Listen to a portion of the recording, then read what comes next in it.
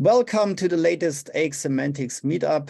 Today's guest is Nadine from Claneo with a very hands-on presentation about data-driven content marketing.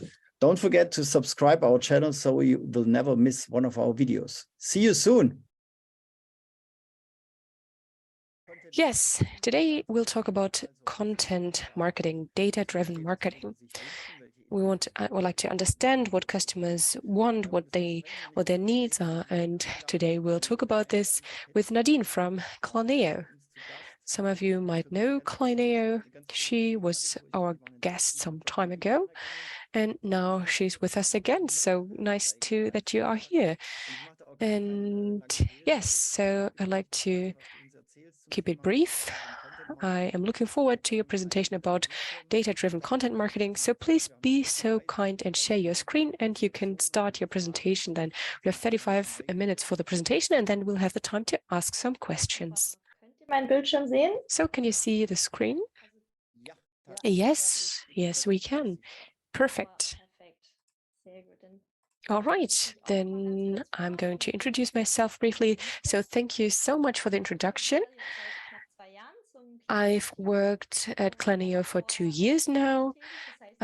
Before that, I also worked in-house, so I did not only work for an agency, but I am also familiar with the challenges within a company. I know that sometimes some processes are very sluggishly, so sometimes it's really difficult to start a big project, to lay the groundwork for a project such as content marketing. And that's especially true for SEO. And it's also really difficult to find the right arguments why SEO and content marketing is important. So I have a great deal of experience in this field. So I've worked in the field of SEO for almost 8 years, also in the field of technical SEO and content. Okay, so much about myself. And on the last slide, I also have my LinkedIn profile. So feel free to reach out and to send me an invite. So if you have questions, also feel free to reach out, contact me on LinkedIn. And at the end of the presentation, we also have some time to discuss some things and to answer your questions that you might have. So then I'll get started now. With a figure, 68% of the adult internet users use search engines to find information online. That sounds very obvious, but no one is so honest to someone else as we are to a search engine, because we really find the things that are of interest for us. So we have a true and honest answer here on the internet, and as website operators, we have to respond to this. We have to find the right content, the right solutions and answers to the questions that people have.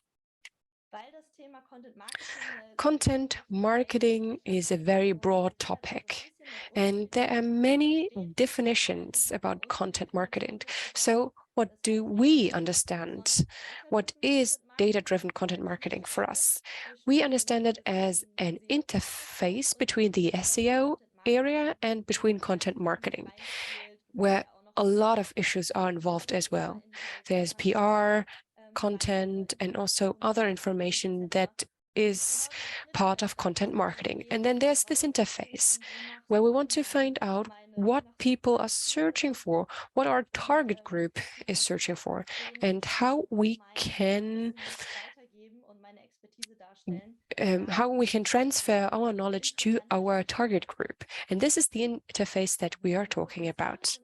So what are the potentials of content marketing? Of course, you can increase your traffic. That's the main goal, to increase your organic traffic, but in the best case, also to generate more sales. Because, of course, by generating more traffic, you want to create more conversions and then to sell your products and your services, of course, at the end of the day. So content marketing topics such as magazines and guides and how-tos are something that address people in the very beginning of the funnel, before they even take a purchasing decision, before they opted for a product. And that's where we start with content marketing. That's where we address people. We have, for instance, guiding articles, companion articles, where we inspire people how to build a bed with pallets, for instance, or how to have your perfect lawn. So we inform people and inspire them to even think about your product. The purchasing decision is a very long process in this funnel, but we can really even attract the interest of our people in the very beginning with content marketing. So we look at the questions that people have and answer them, and this then might give rise to the purchasing of your product.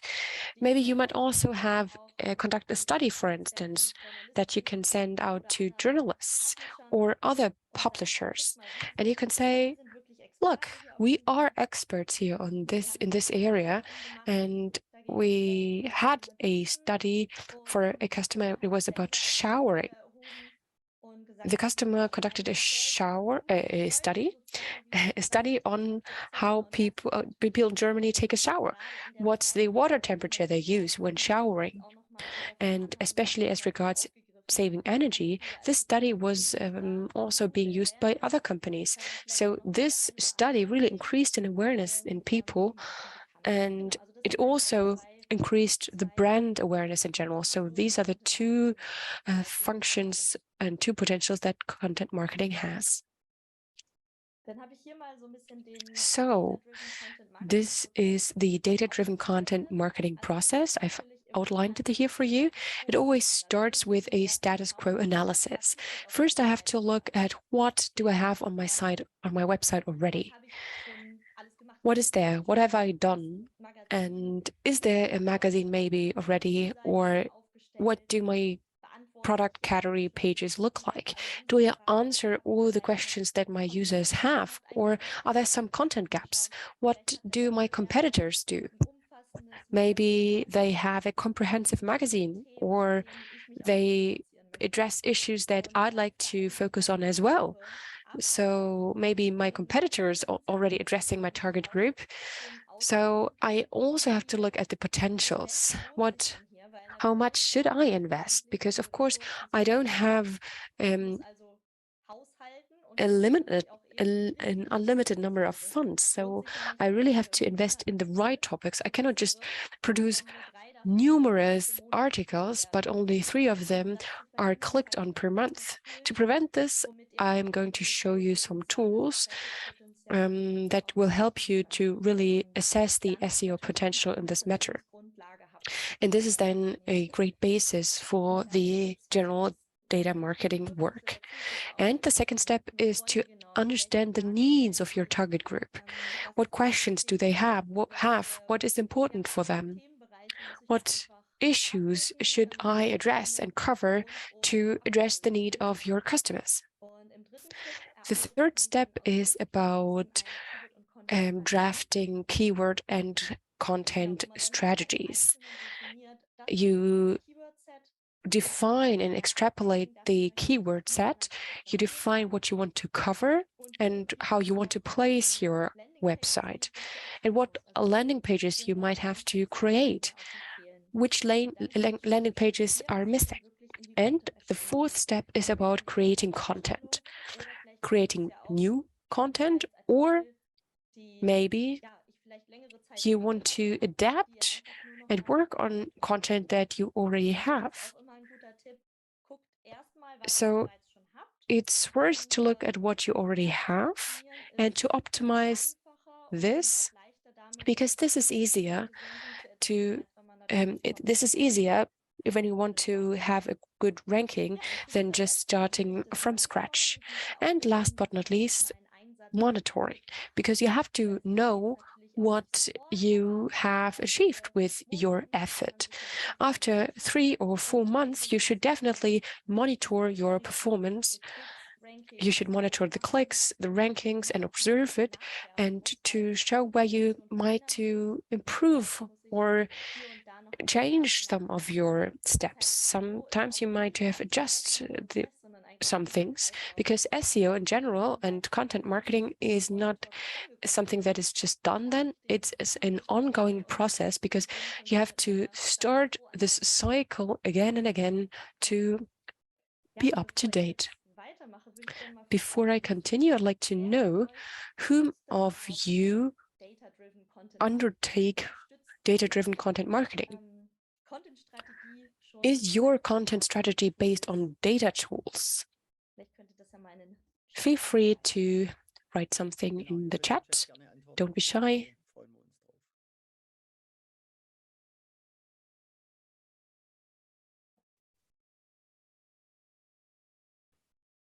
Ich kann mal gucken, ob ich hier auch schon den Chat mitsehen kann.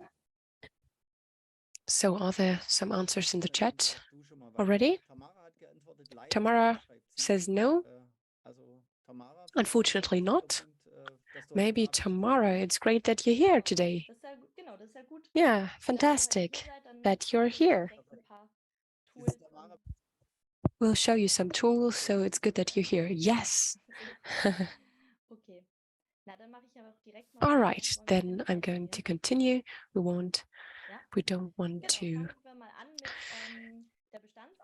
be too swift here. So we'll start with the status quo and look at the potentials. At the beginning, you want to know why we're doing something, because you first have to have your resources in the company that you need to have in the beginning that have to be approved, because you first have to understand the potential of a marketing step. I'd like to give you an example on this. This is just a random example. There's no underlying reason why I show you this example. Just imagine we are an SEO manager at Douglas, and we found out in our competitor research that Flaconi has a comprehensive magazine, and we don't have that. So why does Flaconi have a magazine? What's the reason behind it, and what's the potential that we might not use? So we calculate the following. You look at the monthly search volume per keyword. You can analyze this with keyword tools, how many keywords are searched for, and then you can multiply it by the click-through rate. This is here a study on this that I have here. Here's the link for it. You can look at the mobile or desktop traffic, the differences here. And this gives you a flavor of the clicks. Maybe you get an average click-through rate from 50 to 60%. The second position, you only get 30%, for instance, and then it goes down. And this is how you get an impression of what keywords are important. Then you can also have a look at the conversion rate and the average shopping cart value. And with that, with the clicks and the conversion rate, you can calculate the conversions, and then you can multiply it also with the average shopping cart value. And this then is a result that is interesting for you, because otherwise it's difficult to argue for this SEO strategy.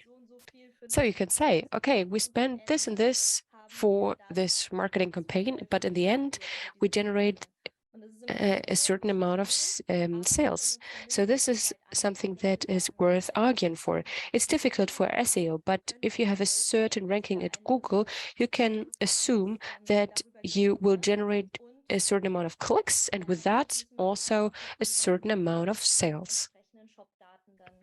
It's important to have the shop data, of course, but it's also really good to get a flavor of what your SEO strategy gives rise to. So here's an example. What are the keyword gaps between Douglas and Flaconi?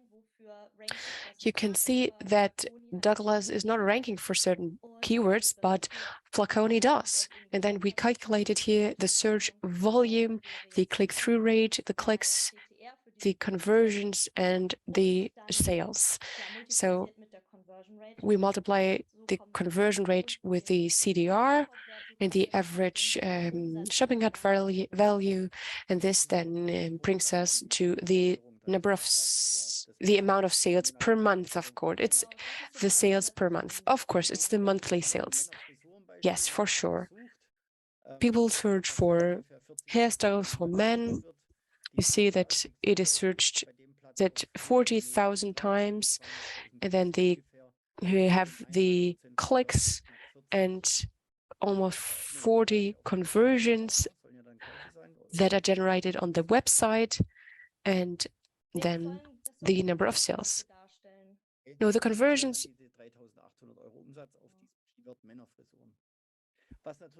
True.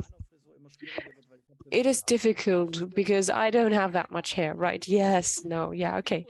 So yeah, then it's difficult to sell the products here. Yeah, sure. True.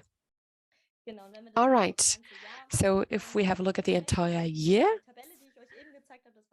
the table that I just showed you was just a small view.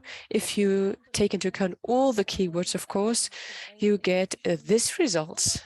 You have this amount here, and then you can also look at the different texts, how many texts were created in the magazine, and then you can say how much have you invested, and you see that it was worth investing into the text, and this gives you a fixed number that gives you some idea of how much your texts are worth. I did this calculation with SEMrush, but there are also other tools that are really helpful, and this is this tool, the SEO Monitor. I can only recommend it to you. You can upload a keyword set, for instance. You can calculate first what keywords are important for your competitors. This is also possible with another tool, but these tools, the keywords can be uploaded in the tool, and then you can look at different scenarios. For instance, you want to say, okay, within 12 months, I want to achieve my goal with all of my keywords that I ranked only in the top 20. I want to go up to top 10. That's the goal. And you can also play with the time here. You can be more conservatively and say that you only want to achieve the top 10 within 6 months, or you can say, no, I trust in my team. I can achieve this in only 3 months. So you can play here a little and look at the different scenarios, and you get a potential traffic that the tool calculates for you. It's really helpful just for you to get an idea of what topics are helpful for you and what strategies you want to set up. You might want to focus on the niche keywords where there's not a lot of competition, but there's also only a low volume of queries. But maybe as a small shop, it's better to place yourself as a small shop in comparison to the bigger ones. Or you say, no, I want to address the bigger keywords, then you might need more time, or you might need to look at more items that you want to sell, because otherwise you're lacking traffic. So it's a great tool where you can analyze these potentials. All right, then as we were just talking about the analysis of competition, we always have to look at what we need to do that we can be competitive on the market in the best way. We always need to be a bit better. And that's why it's important to know how much output your competitors generate per month. So how much output do you have to create to be competitive? This is an example of Bosch DIY. This is a tool that we set up. So my colleagues really did this. Kevin Kirchhoff, and he created a tool that simulates a page view. you can click site colon and then search for your URL. You can say, give me all items that were newly indexed within a certain time frame, because you want to know how many clicks, how many people clicked on the site of Bosch DIY. And this tool helps you. You can use it for free. The only costs that occur, you need to have an access for SEO and the API. So if you want to know more, feel free to reach out and I'm going to talk to you in person and we can look at this in greater detail. And you see here also a list with the different URLs that were published in this time. And it's truly helpful, of course, if you want to observe your competition, because you see what your competitors doing, what your competitor is addressing, and then you can look at your topics that you want to address yourself. Bosch DIY, for instance, to be a competition to Bosch DIY, I have to have at least 10 to 15 articles to write at least 15 articles to be competitive. All right, then we are in the second process. I have to understand the customer's needs, the needs of your target group. Maybe you know this slide already. We have the transactional focus. So your product pages, I hope that are perfectly optimized already with AX, for instance. And then we also have the navigational queries, where people want to go to your landing page directly. And what we are focusing on in content marketing are informational queries. So companion topics, blogs, magazines, where people really ask a lot of questions. Sometimes there can be a mix of both, of course. Also, category pages can really cover these questions. So there's an intersection between these product pages and informational content, but it's also really important to cover these two areas on your website to increase your visibility. I also brought another tool here that I'd like to present to you. That's important. That's great that you present so many tools, because it's really useful in practice. Yes, because people can use it then and start with it right away. I really like it to have these hands-on topics that are really helpful. We have this tool here. It's named keywordsetpeopleuse.com.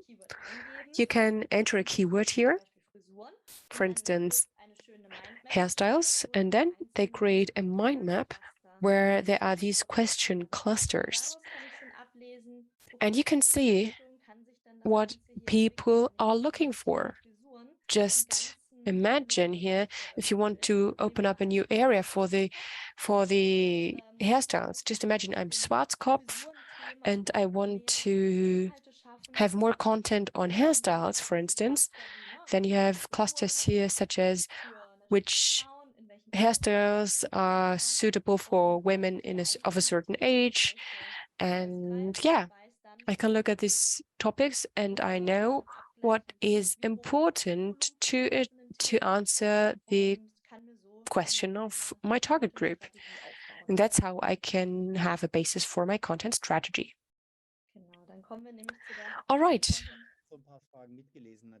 I looked at some of these questions. So that question, no, as you said, I read the questions from the tool and I was just wondering what questions women have on their hair.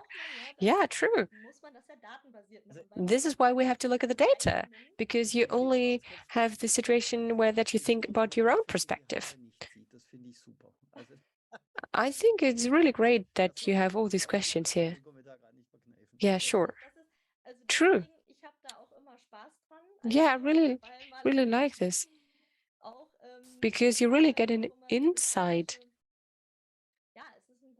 into what people are asking themselves. It really gives you a lot of information. and you learn a lot about people from all walks of lives. Yeah, true. Yeah, no one is really honest, as honest as on the internet. Yeah. Sometimes, yeah, you write things in the search engine like how to cover your fatty hair. Yeah, true. Maybe you won't even ask it this question to your friends, but you'll ask it here in the search engine. And based on these questions here, on the question clusters, you will definitely have to look also at the relevance. So you have a question, but is it just one, or do many people ask these questions? And that's also really interesting to see. At the first glance, you'd think, yes, bob hairstyle layered at the age of 50. Is it really that important? But yes, 14,800 monthly queries. And sometimes you also have a certain,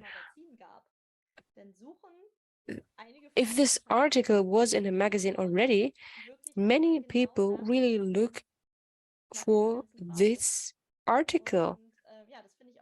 And I think it's also really interesting to realize this. So trust your gut feeling and also have a look at these tools because they are data-based and data don't lie. And we also have these keyword finder here. KW Finder, it's an alternative to the Google version. It is a great alternative that is something that is affordable.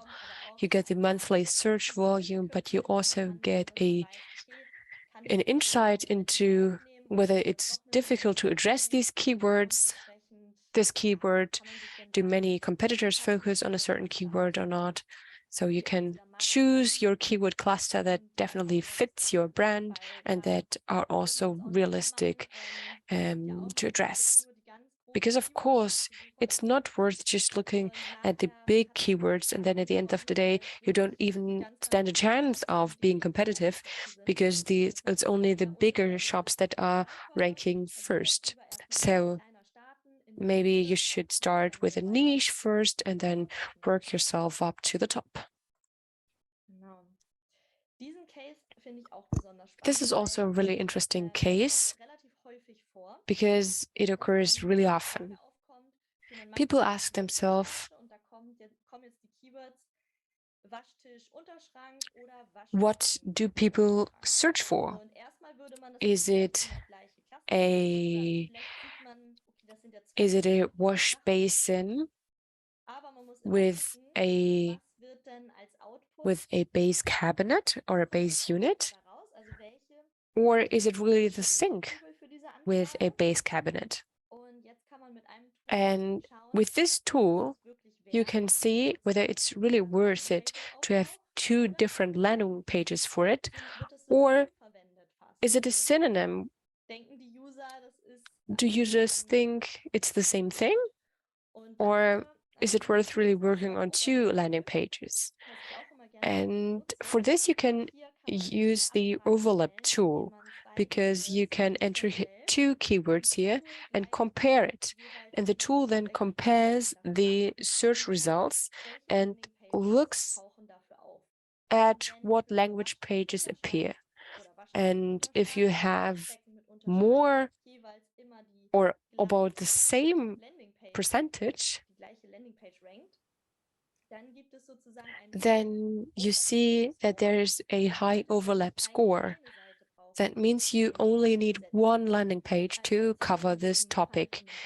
In this case, they had two different landing pages, the one with the wash basin, but it was not necessary because the overlap score is so high that you only need one landing page for it in this case. This is really interesting to look at this score and to understand whether it's really necessary to focus on both keywords or is it rather a synonym. And that's what this tool is useful for. The higher the overlap section, you just need, if the overlap area, the percentage of overlap is high, you only need one page. All right, let's move on to the next step. If you have set up your strategy and if you looked at the landing pages and the keywords that you want to cover on your landing page, you start with the content creation. And there are also other detailed questions that are important. In what regions am I, and what is the current season? First, you have to look at when to adapt your content. Of course, you also have to look at the season. You have to work on an anti-cyclical basis. You have to optimize your content earlier on, because Google first has to crawl it and index your page and give you a certain ranking. So to cover Christmas topics, you have to work on it in the summer before winter. So the content plans and the strategy have to start very early. So you have to work anti-cyclically in this respect. And here is another example for regional differences. The dirndl, the traditional Bavarian dress. But there are also linguistic nuances. So this will become difficult to translate, but still let's try it. So there are regional differences, especially if you say, if you have flip-flops or other types of bathing shoes. There are different German terms for flip-flops, and also the same applies to butchers. And if you have a flat with 3 rooms, so there are also different regional terms for the same concept. And it's also really important to look at these regional linguistic conferences. The same applies to the German pancakes, which can be named as, which have different names in German. And you have to consider this in your content strategy.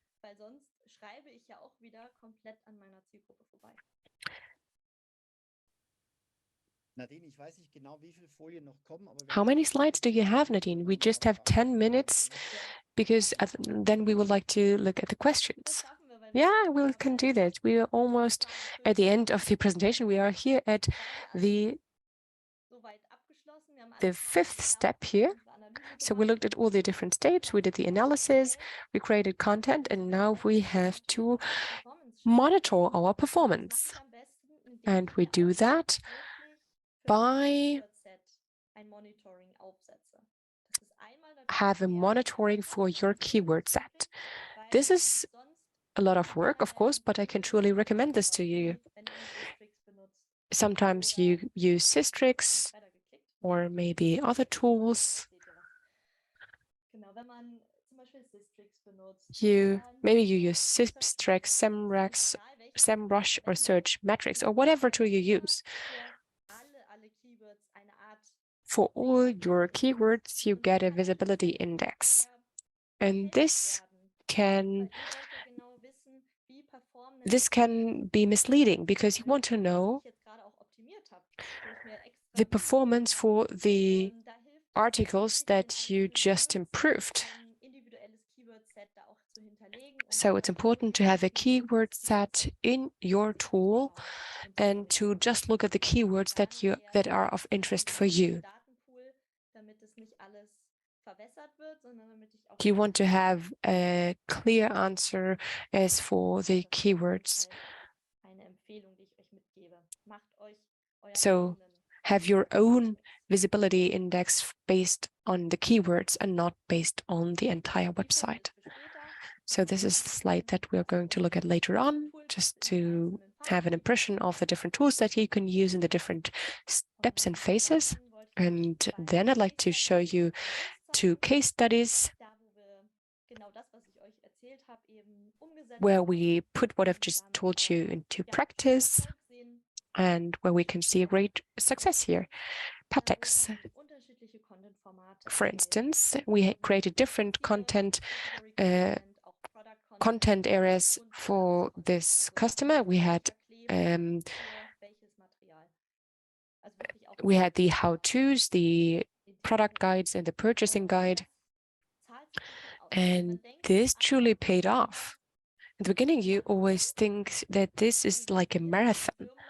We just talked about the company run, but yes, in the beginning, it looks like it's too much. It's a huge mountain, but when you climb it, you reach the pinnacle, and then it truly pans out and pays off. If you have a great strategy that you can use, it will truly pay off to do this effort. And the good thing is the SEO content is something that you have all the years. Of course, in the beginning, you invest a lot in the beginning, and then in the long run, you profit from a truly fantastic SEO content, which is definitely something you can capitalize on in the long run. So it's something that you do in the beginning that is something that is worthwhile in the long term. And you can see this definitely when looking at your sales figures. The second case study is about Bosch. This is Bosch DIY that I just mentioned earlier.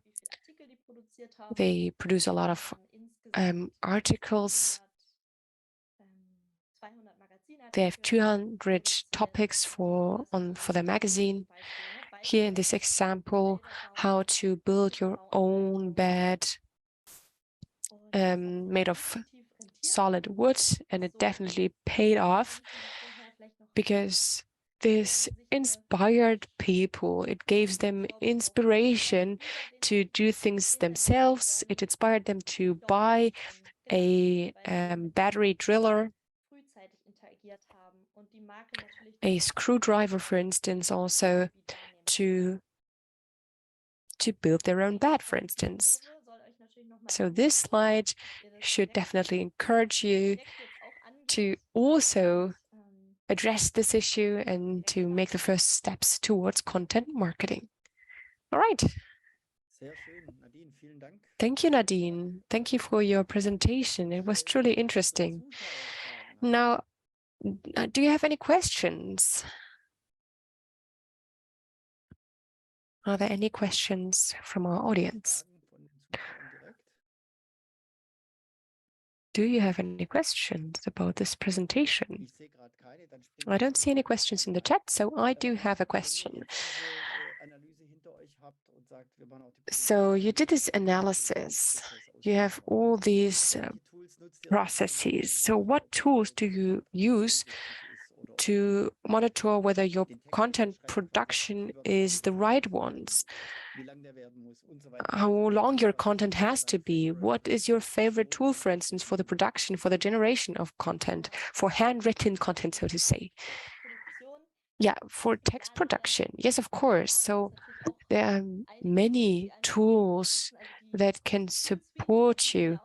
We have huge tool suites that covers lots of issues where you can integrate content as well, where you compare the content with the competition and with the recommendations as well. There are some tools that suggest certain phrases and sentences. You can use these, of course, but of course, for smaller companies, this is also something that is very expensive. They cannot afford to have these major tool suites, for instance. You can also use these free Google Search Console. I think many people underestimate this tool, and people don't use it sufficiently because Google gives us a lot of data as to what keywords are ranking good with which URL. So this is a tip for you. Definitely use the Google Search Console. You definitely need to have a good keyword research tool. And then you can also use other free tools for inspiration. And what else is also really helpful is to do your own research. Take a step back and search something, of course, in the incognito mode, and look at what you can see then. How do your competitors rank? How did they set up their text? What questions appear in the FAQ module? Can I cover some of these questions maybe on my landing page and end up at this answer Q&A session at Google maybe? So look at how your keyword appears in the search engine and how can I cover it. Yeah, it's great. It's also something that is really helpful in practice. There's a question from Björn. Content creation from SEO experts and experts in general. How can you combine it? So maybe you have someone who's focusing on the content and someone who's focusing on SEO. Who's better? You should definitely put both at the table, because people who know more about SEO and people who know more about the content, they are the perfect combination, because if just one focuses on the product, you only have the one perspective. Let's combine it to have a fantastic result at the end. The SEO copywriter does the research, for instance. They look at the questions that need to be answered.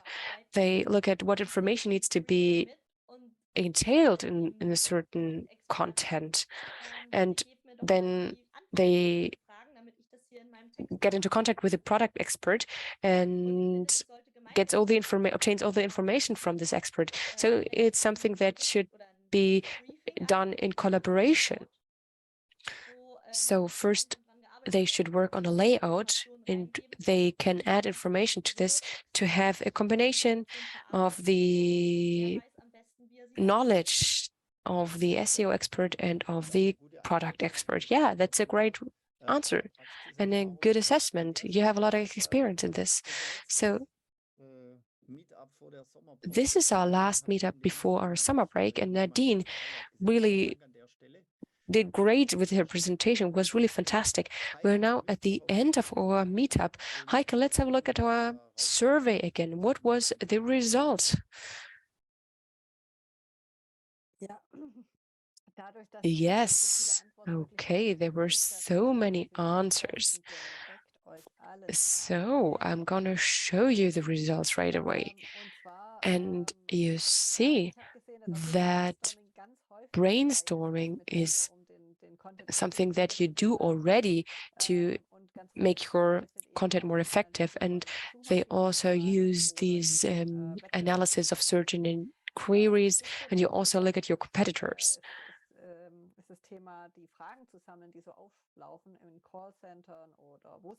So people don't look at the questions in call centers and FAQs. And yeah.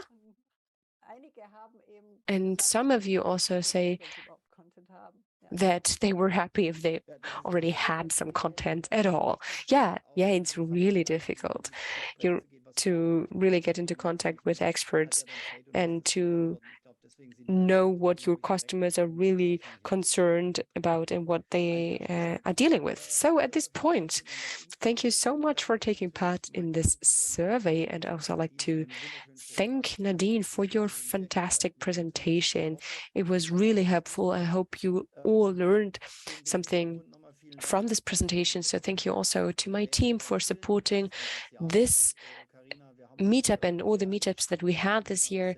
I think we did really great this year. We did a great job. Also, thank you to Simultando for the translation of our meetups.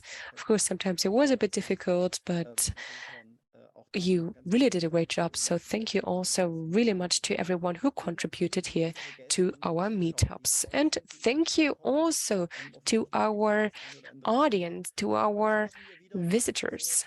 So when we get started again after the summer break, yes. So the first meetup will take place on the 18th of September.